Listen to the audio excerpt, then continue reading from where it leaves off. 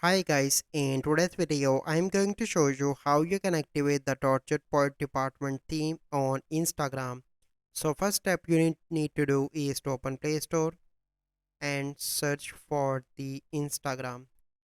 Click on that and you need to update your Instagram application.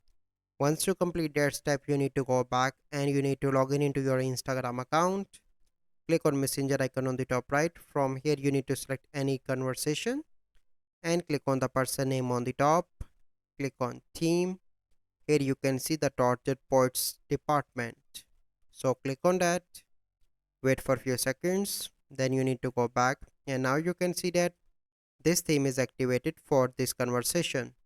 So this is the process. I hope you find this video helpful. If you find this video helpful, must like this video, subscribe to our YouTube channel for future videos. We'll see you in the next video. Thank you. Have a good day.